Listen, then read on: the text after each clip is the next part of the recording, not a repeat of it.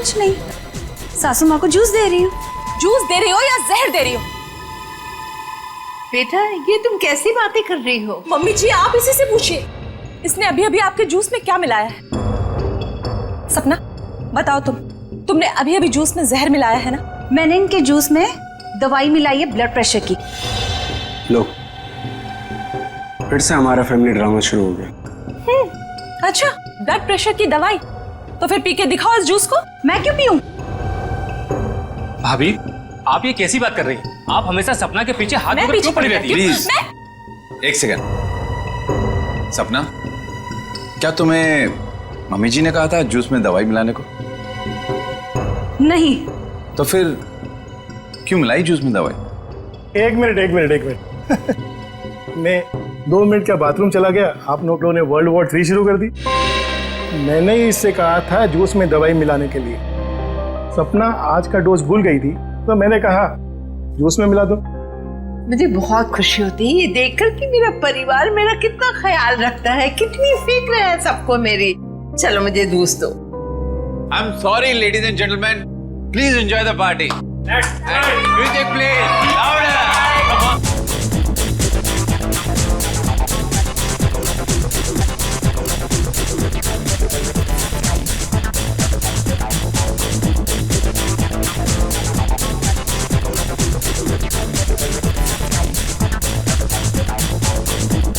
नमस्ते।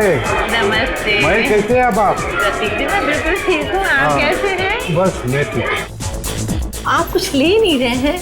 मैं आपके खाने के लिए कुछ मंगाती हूँ। सरोज।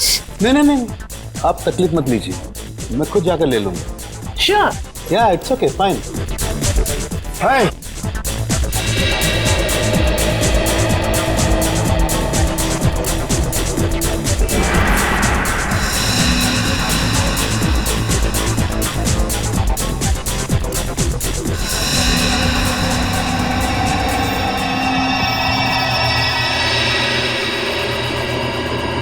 आनंद।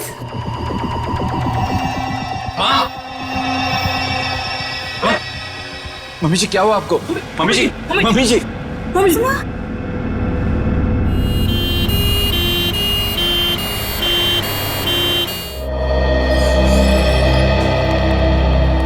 आइए सर, नमस्ते। मेरा ही नाम अहम है सर, मैंने आप लोगों को फोन किया था। अच्छा, अब कैसी है तुम्हारी मम्मी? डॉक्टर से इलाज कर रहे हैं सर, पता नहीं क्या होगा। घबराओ नहीं, सब ठीक हो जाएगा। जिस किसी ने मेरी माँ को मारने की कोशिश की है ना, उसको आप छोड़ना मत। एक बात बताओ अहम, क्या तुम्हें किसी पर शक है? मेरा मतलब है कौन कर सकता है ये तुम्हारी मम्मी के साथ? मुझे तो सभी पर शक है सर। अहम, कौन है ये लोग? CID। CID? पर किसने बुलाया इन्हें? मैंने बुलाया। क्यों? आप? जी मैं विकास, अहम का बड़ा भाई। क्योंकि आप में से किसी ने ही मम्मी की जान लेने की कोशिश की है। What nonsense! तुम अपने घर वालों पर शक कर रहे हो? आप घबरा क्यों रहे हैं भैया? कहीं आपको ये तो डर नहीं कि सपना भाभी की पोल खुल जाएगी? सर, पार्टी में मैं बताता हूँ क्या हुआ।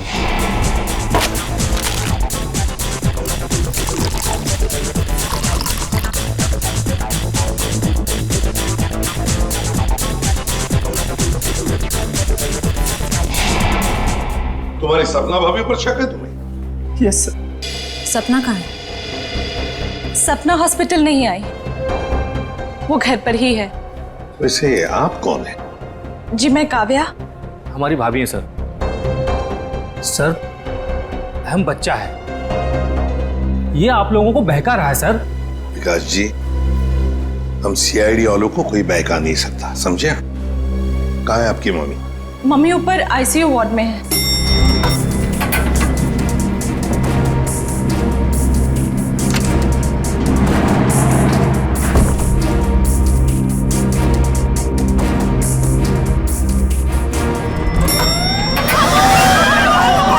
ठीक है, आग लगी है लगता है। तो लोगों को बाहर निकल, जल्दी जल्दी। आइए। उधर नहीं, इधर आइए प्लीज, आप लोग इधर आइए। जल्दी चलो। चलिए फ्लोर का, जल्दी आइए। नहीं नहीं, आप लोग इधर से आप लोग इधर से। जल्दी चलो। चलिए फ्लोर खाली है, चलिए जल्दी आइए। नहीं नहीं, आप लोग सीधे सीधे आइए। संभाल के संभाल के।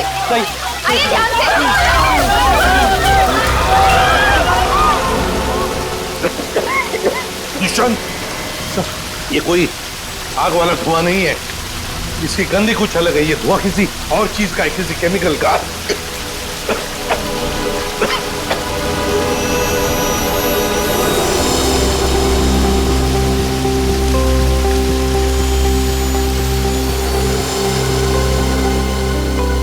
सर, हाँ? आपका अंदाजा सही था। ये देखिए स्मोक बॉम्ब।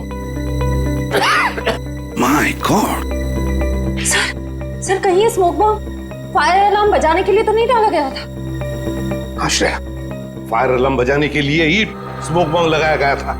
मालिनी का कमरा ढूंढो जल्दी।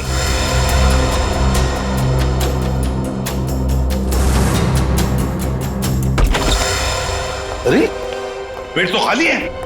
ये मालिनी जी कहाँ चली गई होंगे? ऐसा लगता है मालिनी जी जान खतरे में। स्टाफ को बुलाओ, हॉस्पिटल के वार्ड में से एक मरीज गायब होता है और किसे कुछ पता नहीं। वाह, हम भी क्या करते साहब, जब हॉस्पिटल में भगदड़ मची तो हम अपनी जान बचाने के लिए यहाँ से भाग गए। क्या तुम लोग जान बचाने के लिए भागे, मरीज को ऐसे ही छोड़कर? शर्म नहीं आई तुम्हें? सर ये अचानक कैसे हुआ पता भी नहीं चला। हम मालिनी जी के परिवार वालों को बताने ही वाले थे कि उनकी मौत हो गई है। पर क्या उनकी मौत हो चुकी है? जी सर, इसका मतलब किसी ने मालिनी जी की लाश को गायब किया है। और सर ये काम किसी हॉस्पिटल के बाहर वाले का नहीं हो सकता।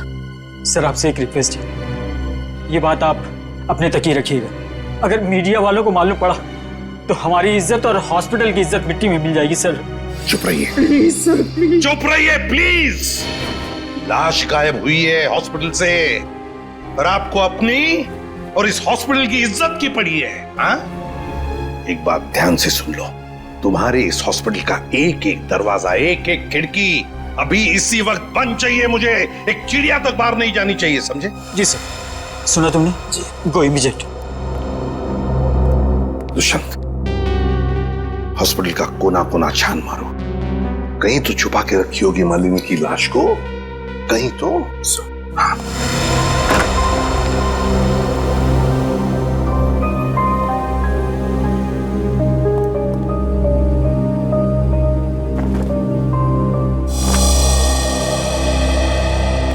जरा एक बात बताइए, आपके मम्मी के साथ कमरे में कोई था उनकी देखभाल के लिए? जी सर, मेरे पति आनंद वहीं पर थे। आप मम्मी के साथ थे? तो फिर ये सब हुआ कैसे?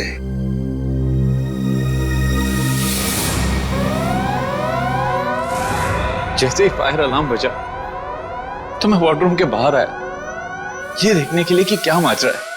हर तरफ धुआं ही धुआं था। लोग पागलों की तरह यहां वहां भाग रहे थे।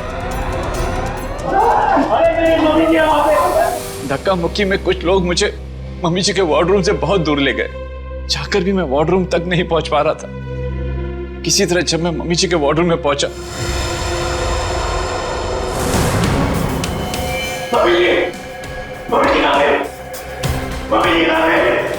तो मम्मी जी वहां पे थी ही नहीं। सर प्लीज प्लीज मम्मी जी को ढूंढ निकाली। सर हर जगह चेक कर लिया, मालिनी जी की लाश कहीं पर भी नहीं है। और सर वार्ड में भी चेक किया, लाश वहां भी नहीं। नहीं सर, इसका मतलब है जिसने भी ये किया है वो मालिनी की लाश को हॉस्पिटल के बाहर ले जा चुका है।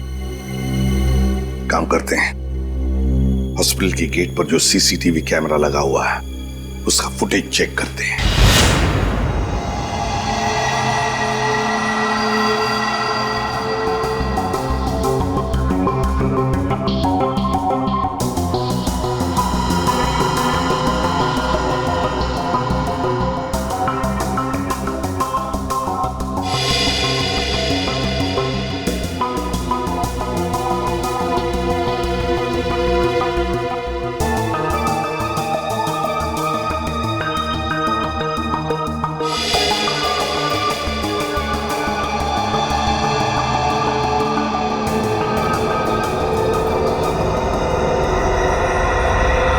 ये देखो, एक झटके में गाड़ी रिवर्स हो गई और हॉस्पिटल के बाहर भी निकल गई। जरूर मुजरिम मालिनी को इसी गाड़ी में लेकर गया होगा। एक मिनट, जरा इस फुटेज को रिवाइंड कीजिए, हमें कार का नंबर चाहिए। पॉज करो, जूम इन करो। XYZ 5139। सर आप सही कह रहे हैं, या मुजरिम मालिनी जी को इसी गाड़ी में लेके गया होगा। हाँ निखिल, काम करो, कंट्रोल रूम में फोन करके इस गाड़ी का डिस्क्रिप्शन दे दो और उनसे कहो जहां पर भी ये गाड़ी देखे हमें इन्फॉर्म करें लोकेशन। और ये गाड़ी ये तो आग लग गई है।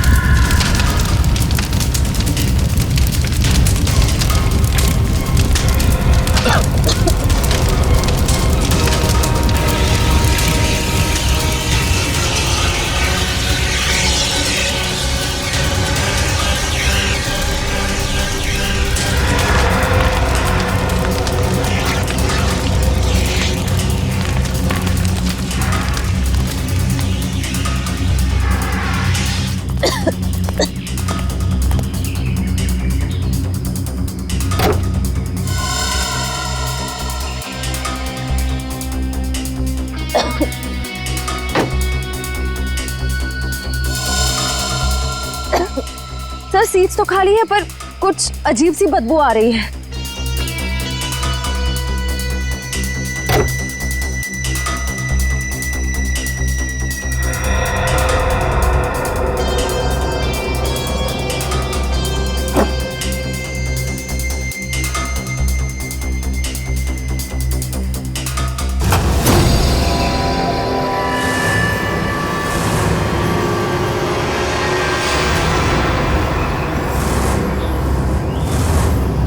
सर ये लाश तो जल चुकी है। शायद सबूत मिटाने के लिए खूनी ने मालिनी जी की लाश को जला दिया। आप इतने यकीन से कैसे कह सकते हैं कि ये लाश मेरी माँ की है? इसका चेहरा तो बुरी तरह जल चुका है। देखिए,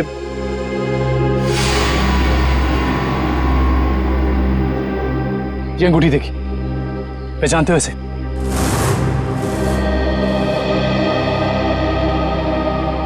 तो मेरी माँ की अंगूठी।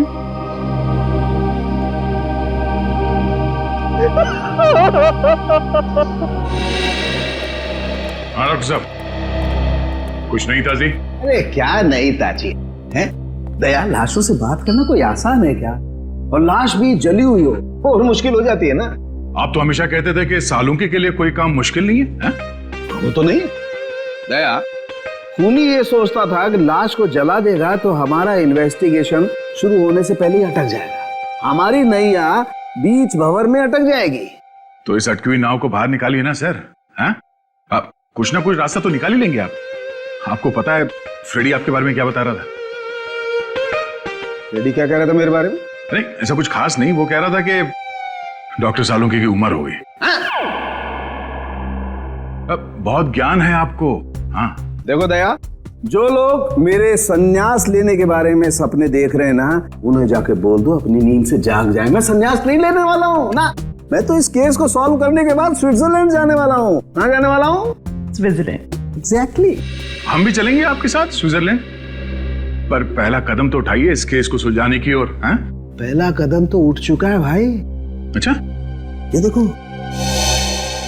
ये देख लो, ये क्या है? ये सर बॉडी जलने की वजह से हो गया है? जी नहीं, ये बॉडी को फिनाइल से धोने की वजह से हो गया। क्या इस लाश को फिनाइल से धोया गया?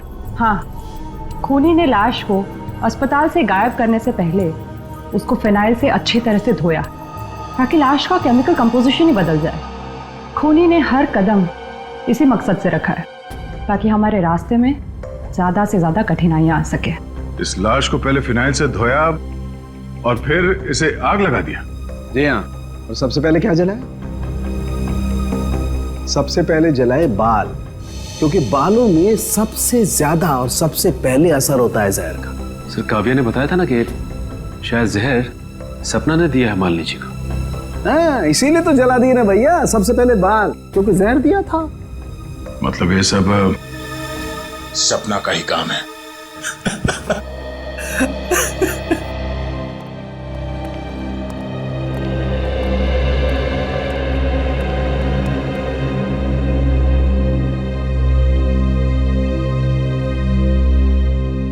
सर आप लोग कुछ पता चला माँ की मौत की वजह क्या थी?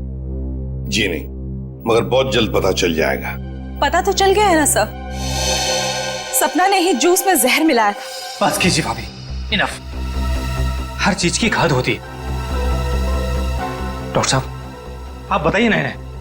देखिए, मैं इनका फैमिली डॉक्टर हूँ। सपना ने जूस में ब्लड प्रेशर की दवाई मिलाई थी, जो मैंने ही उसे कहा था। ओह अच्छा।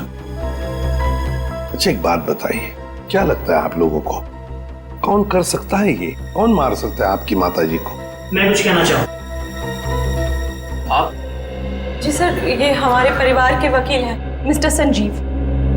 संजीव जी, कहिए संजीव जी, क्या कहना चाहते हैं आप? देखिए सर, मुझे शक तो नहीं है। हाँ, मगर पार्टी के बाद मालिनी जी मेरे साथ एक मीटिंग करना चाहती थी। मालिनी जी आपके साथ मीटिंग करने वाली थी? किस सिलसिले में? अपनी वसीयत बदलने के सिलसिले में। वसीयत बदलना चाहती थी? अच्छा। मीटिंग ही नहीं हो पाई क्योंकि अचानक इनकी तबीयत खराब हो गई। अच्छा संजीव जी, ये बताइए, अभी जो वसीयत है जो मालिनी जी बदलना चाहती थी, क्या है उस वसीयत में, कुछ बता सकते हैं आप? सर, इस वक्त जो वसीयत है उसके हिसाब से आधी जायदाद मिस्टर आनंद के नाम पे है और बाकी बची हुई आधी जायदाद दोनों भाइयों के नाम पे है। वकील साहब ये बताइए कि ये जो नई वसीयत है वो क्या होने वाली थी? सर, यही तो सब डिस्कस होना था, इससे ज्यादा मैं कुछ नहीं जानता। मालिनी जी की अचानक तबीयत बिगड़ गई और मीटिंग हो नहीं पाई। दुष्यंत, पता लगाना पड़ेगा मालिनी जी अगर वसीयत बदलती तो किसका फायदा होने वाला था और किसका नुकसान। अरे आओ आओ भैया, समझो केस सॉल्व हो गया। क्या बात है सर, लगता है लाश से कोई बड़ी जानकारी निकाल ली आपने। रिया जनाब, पार्टी में मालिनी जी के कान से खून बह रहा था ना। हाँ, उसकी वजह पता चल गई आपको? जी हाँ, उसकी वजह थी दया साहब जहर।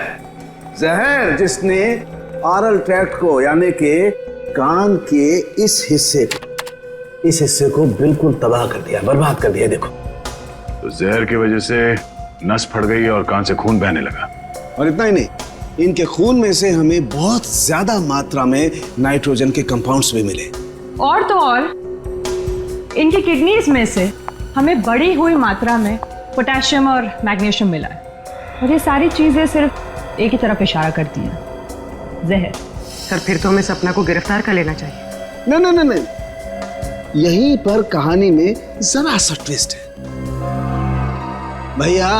इनको जहर तो जरूर दिया गया था, लेकिन वो स्लो पॉइजन था, धीमा जहर, जो कोई 1.5-2 महीने से लगातार हर रोज इन्हें दिए जा रहा था। इसलिए जूस में तो जहर होने का सवाल ही नहीं होता। और ये जहर किस चीज के जरिए दिया जा रहा था?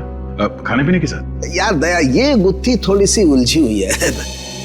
बट वाई फियर व्हेन सालू के इज हियर। तुम चिंता मत करो, इस जहर से भी मैं सच उगलवा के रहूंगा।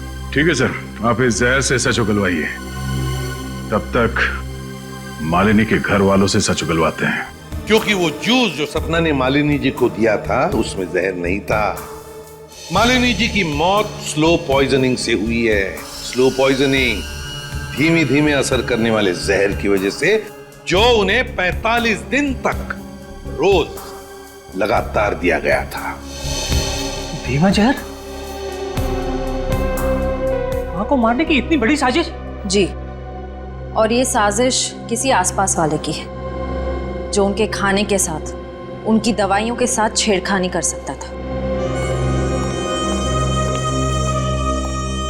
सर, चाय लीजिए आप लोग। थैंक यू, आप लीजिए।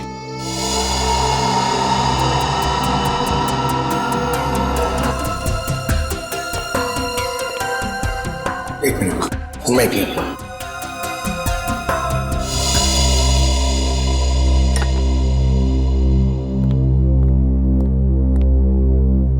एक बात बताइए, मालिनी जी को रोज दवाई कौन देता था? सर उन्हें दवाइयाँ सपना ही दिया करती थी। अच्छा। हाँ, मैं ही उन्हें दवाइयाँ दिया करती थी, पर कभी कभार सासू माँ अपनी दवाइयाँ खुद लिया करती थी, कभी आयुर्वेदिक की तो कभी न्यूरोपैथिक की। तो सपना जी, आपके कहने का मतलब ये है कि जहर शायद मालिनी जी की खुद की ली हुई दवाओं में था? मैं नहीं जानती कि जहर किस चीज में था, मैं तो सिर्फ आपको उनकी आदतों के बारे में बता रही हूँ। चलो ठीक है, हमें वो दवाइयाँ देखनी है। चलिए सर, मैं आपको माँ का कमरा दिखाता हूँ। चलिए।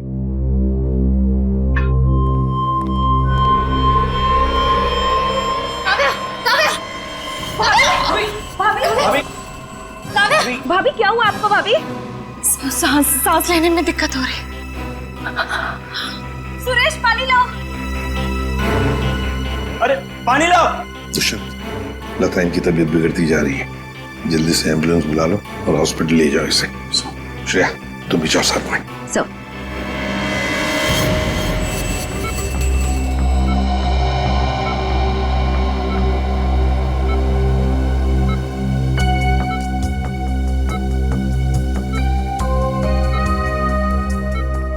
जी डॉक्टर साहब, कैसी तबीयत है काव्या की और हुआ क्या है इन्हें? फिलहाल तो हम इनके बेहोशी की वजह समझने की कोशिश कर रहे हैं, बट डोंट वरी, खतरे का कोई निशान दिखाई नहीं दे रहा, इन्हें जल्दी होश आ जाना चाहिए। Thank God. वैसे भी सासू माँ के मौत के सदमे के बाद हम उभर नहीं पाए। कम से कम काव्य भाभी को कुछ नहीं होना चाहिए। डॉक्टर साहब, इन्हें जैसी होश है हमें बता दीजिएगा। या श्योर, थैंक यू।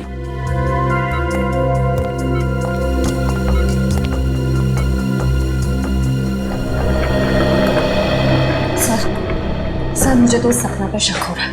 वहाँ पार्टी में काव्या के साथ झगड़ा कर रही थी और यहाँ इसे काव्या की इतनी परवाह हो रही है। और श्रेया होना उस चाय में कुछ था जिसे पीते ही काव्या बेहोश हो गई। सर चाय तो मैंने भी पी थी, थैंक गॉड मुझे कुछ नहीं हुआ। Are you sure Pankaj? Sure मतलब सर? मतलब चक्कर वक्कर तो नहीं आ रहे ना तुम्हें? चक्कर नहीं सर, चक्कर नहीं आ रहे, मगर पेट में कुछ गड़बड़ लग रही है सर। पेट में गड़बड़ लग रही है, गर्मी हो रही है, कहीं से वो तो नहीं हो गया? पंकज, और अगर तुम्हें सीरियसली कुछ हो भी गया है तो हम हॉस्पिटल में ही है ना। अजीब बात है, ये काव्या का पति आनंद अभी तक आया नहीं। पंकज, उसका नंबर ट्राई करो।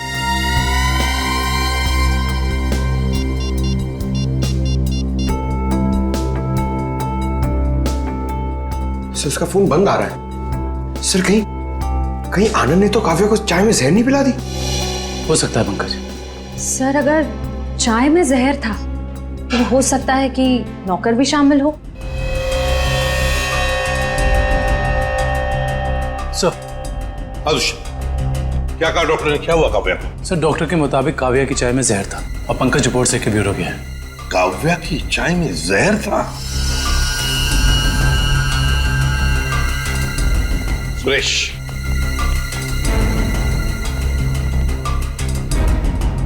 तो बताओ सुरेश, चाय में जहर कहां से आया? चाय में जहर कहां से आया? मैंने कहा था जहर डालने के लिए, ना मैंने डाला सर। सब पता चल जाएगा। एक बात बताओ, जब तुम चाय लेकर आए थे तो चाय कहीं पर रख दी थी और कुछ दूसरे काम के लिए गए थे? हाँ साहब, याद आया। मैं सुबह जब चाय लेकर आ रहा था तो आनंद साहब ने मुझे कुछ खाने के लिए लेकर आने को कहा। अरे सुरेश, सिर्फ चाय? कुछ नाश्ता भी ले जाओ, कल रात से किसी ने कुछ भी नहीं खाया। जाओ। जी साहब।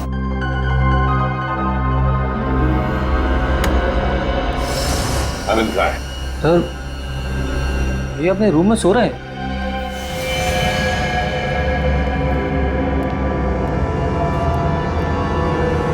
कहाँ है आनंद? आनंद तो है ही नहीं कमरे में। पता नहीं सर, अभी तो भैया यहीं सो रहे थे। फोन करके बुलाओ।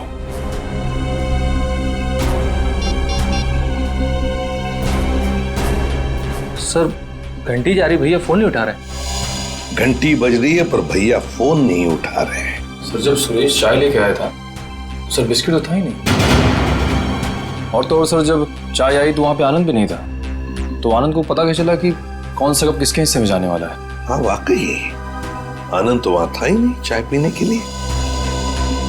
जब ये सुरेश सबके लिए चाय लेकर आया था तो सारे के सारे चाय के कप एक जैसे ही थे। उसमें एक मग था, मग बड़ा सा, जो काव्या ने उठाया था। तो हो सकता है वो काव्या का खास मग हो जिसमें वो हर बार चाय या कॉफी पीती हो। हाँ सर। और ये बात आनंद को मालूम थी।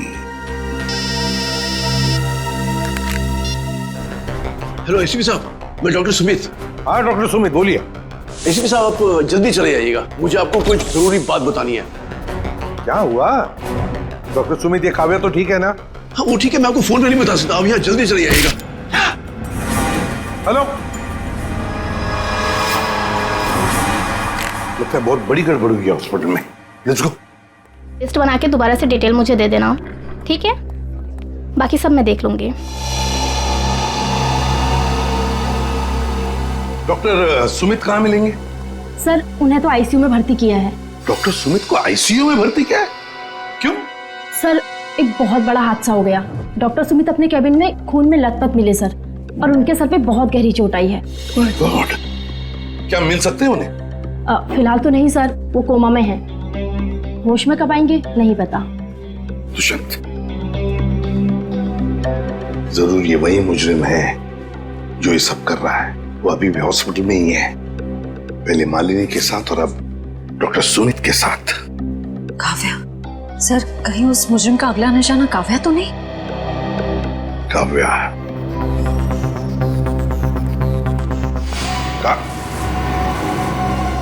काव्या कहाँ चली गई sir?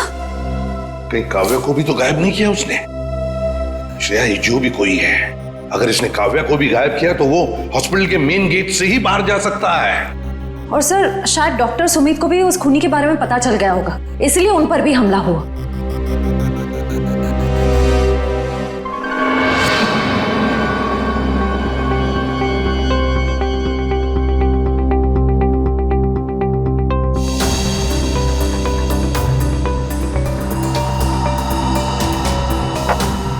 Nikhil,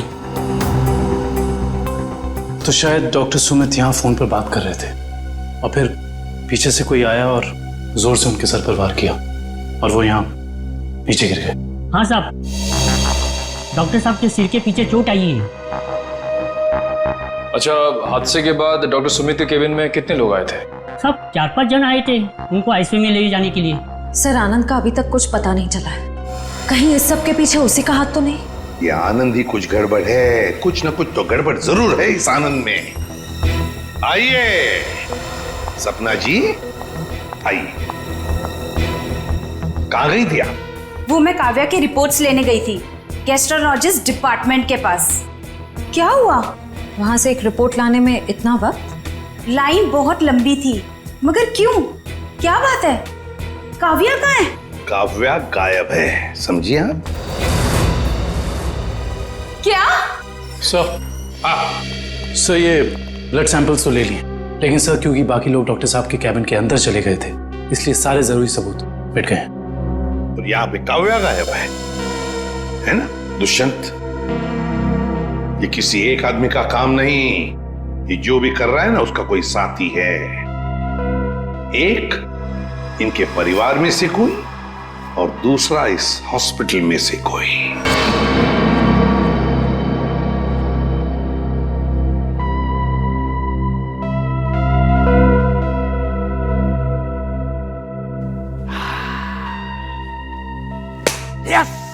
yes, eureka! Doctor साहब, क्या हुआ? ये फॉरेंसिक लैब में जश्न का माहौल? अरे हाँ भैया, जश्न का माहौल तो होगा ही। स्विट्जरलैंड की हसीन वादियां पुकार पुकार के कह रही हैं, सालुखे आजा रे तू आजा, तेरा इंतजार है। मतलब आपको पता चल गया कि वो लाश के अंदर जहर कहां से गया? जहर बॉडी में आया था दांत से। दांतों से जहर? हाँ सचिन, मालिनी ने 2 महीने पहले ही अपने दांतों का रूट कैनल करवाया था और इस ऑपरेशन के दौरान उसके दांतों में जो मर्क्यूरी का इस्तेमाल किया गया था वो मात्रा में बहुत ज्यादा थे। मरकुरी अपने आप में ही एक जहर है ना डॉक्टर साहब? बिल्कुल। और जब जब मालिनी जी खाना खाती थी, खाने को अपने दांतों से चबाती थी, तब तब दांतों में छुपा हुआ वो मरकरी खाने में मिक्स हो जाता था और पेट में चला जाता था, और पेट से फिर पूरे खून में मिक्स हो जाता था। यही है वो स्लो पॉइजन जिससे वो बेचारी बेमौत मारी गई। सर, हो सकता है कि डेंटिस्ट ने ये सब जानबूझ के ना किया, गलती हो गई उससे, मे बी मेडिकल नेग्लिजेंस। नहीं सचिन, ये मौत एक हादसा होता तो लाश को जलाया नहीं जाता। जिस किसी डेंटिस्ट ने भी ये किया है, जानबूझ के ही किया है। वकील साहब, जैसा कि आप जानते हैं कि हमारी माँ अपनी वसीयत बदलवाना चाहती थी। जी हाँ। मगर वो ऐसा कर नहीं सकी, तो ऐसी स्थिति में क्या हमारा बंटवारा पुरानी वसीयत के हिसाब से होगा?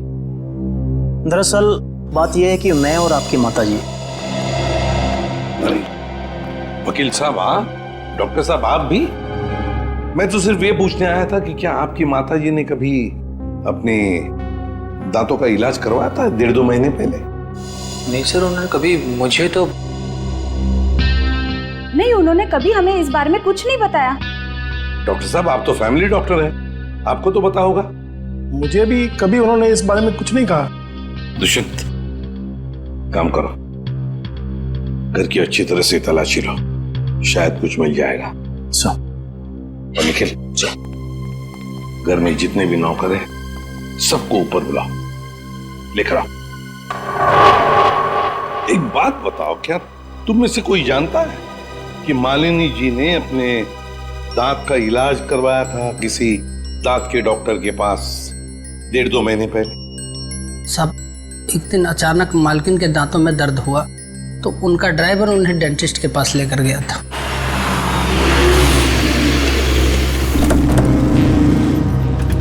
सर, यहीं पे छोड़ा था हमने उन्हें। उसके बाद किधर गई वो तो मालूम नहीं मुझे। ठीक है, आसपास जितने भी डेंटिस्ट है ना, सब चेक कर लेते हैं। तुम लोग उधर देखो।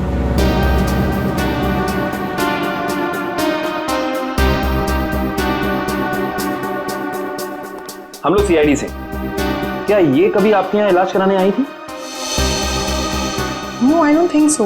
यहाँ पर आए हैं। यहाँ से देखिए, ये 2 महीने पुरानी बात है। नो सर, ये लेडी कभी हमारे वहाँ इलाज के लिए नहीं आई। नहीं, मुझे नहीं लगता है यहाँ पर आए हैं। आई नॉर्मली मैं पेशेंट्स को याद रखती हूँ अपने। Thank you very much. Thank you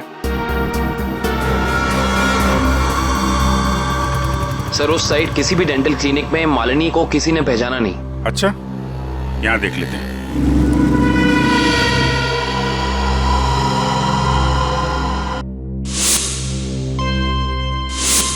CID वाले आ गए। तुम्हें मालूम है ना तुम्हें क्या करना चाहिए?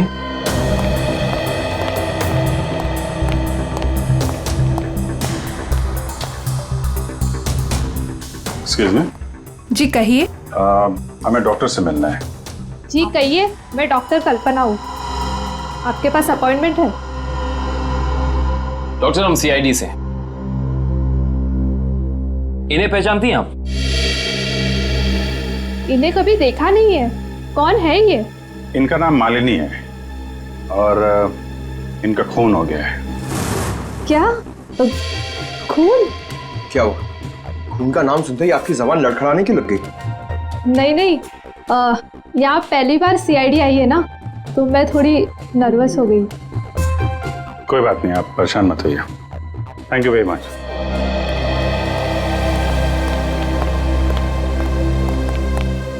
अरे सर, आप लोग अभी तो आज इतनी जल्दी जा रहे हैं? डॉक्टर प्रतीक ने ठीक से इलाज नहीं किया क्या?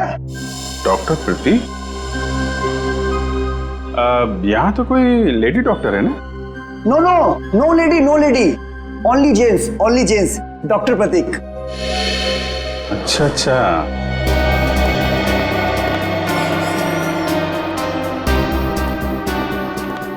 अरे सर, आप लोग फिर से आ गए? अरे वो क्या हुआ कि इनके दांत में दर्द होने लगा अचानक, तो वो जरा डॉक्टर से मिलना था। क्या नाम है उनका? डॉक्टर कल्पना। हाँ जी, 1 मिनट। हेलो।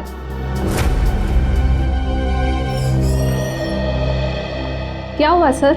मेरे दांत में बहुत दर्द है, मगर मुझे एक जेंट्स डॉक्टर चाहिए। लेडीज डॉक्टर में वो शर्म आती है। नहीं नहीं, या तो मैं ही हूँ। लेकिन दीवार पे तो डॉक्टर प्रतीक का सर्टिफिकेट लटका हुआ है। ये नाम तो किसी लेडी का नहीं हो सकता ना? चेक कर लेते हैं एक बार। सर कहाँ जा रहे हो आप? डॉक्टर प्रतीक। डॉक्टर प्रतीक,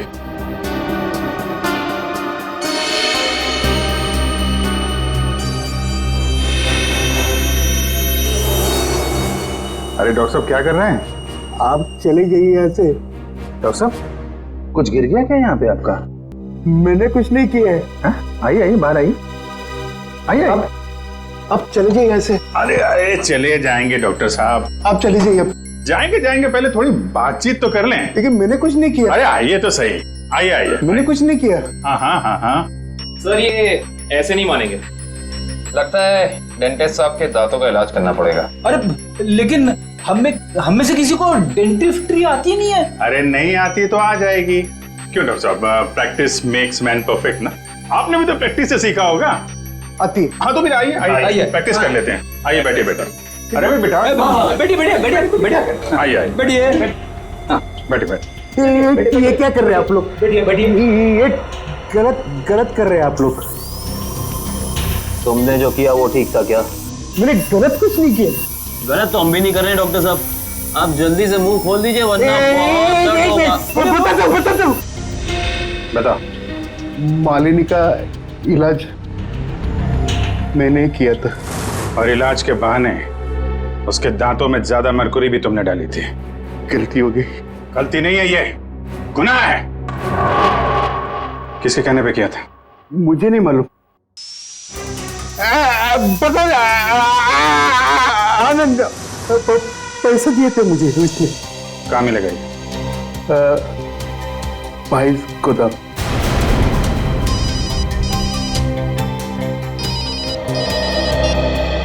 हाँ डॉक्टर सालुंके,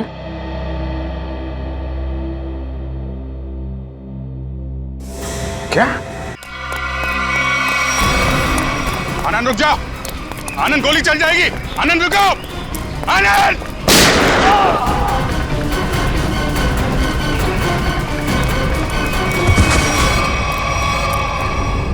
देखो आसपास, इसने काव्य को कहां छुपा रखा है?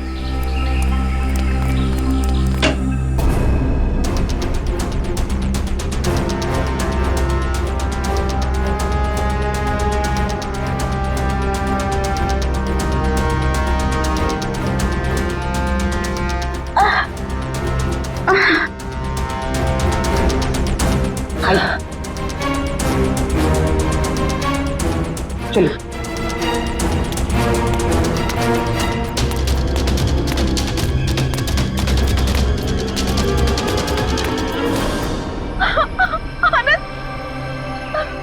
ये क्या किया आप सबने? मेरे पति को मार डाला। आनंद पूछो। सर, इनके प्यार को तो देखकर ऐसा लगता है कि अगर इन्हें ऑप्शन दिया जाए कि ये मर जाए और इनका हस्बैंड जिंदा हो जाए तो वो ऑप्शन जरूर ले लेंगी। क्यों नहीं सर, ये तो एक भारतीय नारी का फर्ज है ना। पर अफसोस मेरे पति खुद ही मुझे जिंदा नहीं देखना चाहते थे। ये तो भगवान का शुक्र है कि मेरी चाय में जहर थोड़ा कम था, वरना आज आपको यहाँ मेरी लाश मिलती। अभिजीत, काव्या की चाय में जो दवाई के ट्रेसेस मिले हैं उससे किसी की जान नहीं जा सकती। एक मिनट, आपको कैसे पता चला कि आपकी चाय में जहर कम था? वो सर अभी आप ही ने तो कहा। अरे हमने कब कहा? हाँ याद आया, आनंद ने बताया था। हाँ? आनंद कैसे बताएगा? आनंद बेचारा तो खुद ये बात नहीं जानता था। ये बात जानती थी तो सिर्फ एक औरत, और वो औरत तुम हो काव्या। आनंद, तुम जिंदा हो। मेरे साथ इतना बड़ा धोखा। क्या करें, लोहे को लोहा काटता है, उसी तरह धोखेबाज का एक ही इलाज है, धोखा। जब डॉक्टर प्रतीक ने हमें बताया कि आनंद 22 गोदाम में मिलेगा,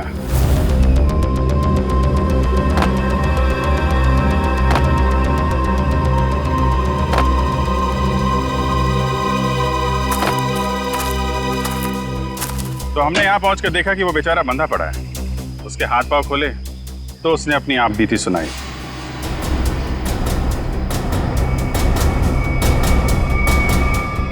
किसने किया ये सब है? ये सब मेरी देवी काव्या ने किया है सर।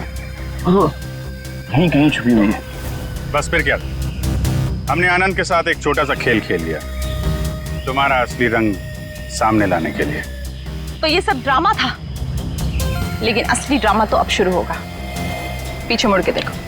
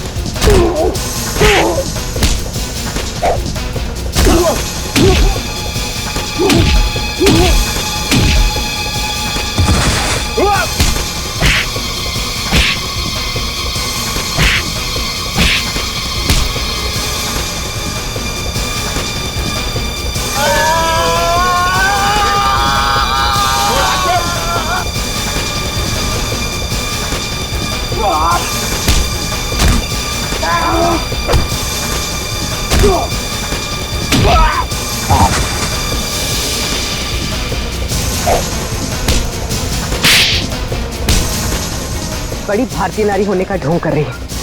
तुम जैसी नहीं होती भारतीय नारी।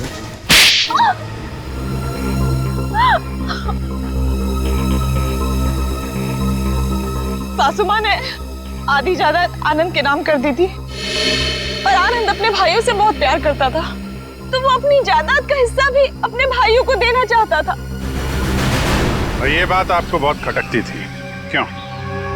मुझे पता था सर, मुझे पता था कि वो सासू माँ पे दबाव डालेगा वसीयत बदलने के लिए। इसलिए तुमने उन्हें डॉक्टर प्रतीक के पास भेजा, उनकी दांत की तकलीफ का फायदा उठाकर, ताकि इससे पहले कि वो अपनी वसीयत बदले उनकी मौत हो जाए। हाँ सर, और मैंने प्रतीक से कहा अगर वो पकड़ा जाए तो मेरा नहीं आनंद का नाम ले, ताकि आपके सास यानी मालिनी जी के खून के जुर्म में आनंद यानी आपका पति फंस जाए, जिससे 25 करोड़ की आधी जायदाद आपकी हो जाए। हॉस्पिटल में डॉक्टर सुमित तुम्हारी सच्चाई जान गए थे, इसलिए उन पे भी हमला किया तुमने। मैं क्या करती सर, उसने मुझे फोन पे बात करते हुए सुन लिया था। अब बारी है खेल के दूसरे पड़ाव की, जिसमें हम दुनिया को ये दिखाएंगे कि मेरे पति परमेश्वर यानी कि मिस्टर आनंद कुमार ने अपनी ही पत्नी को अगवा कर लिया। तो डॉक्टर सुमित को कोमा में पहुंचा दिया, अपने पति की किडनैपिंग की और मालिनी जी का खून कर दिया। दौलत की भूख मिटाने के लिए इतने सारे जुर्म किए तुमने, लेकिन सजा सिर्फ एक ही मिलेगी, फांसी।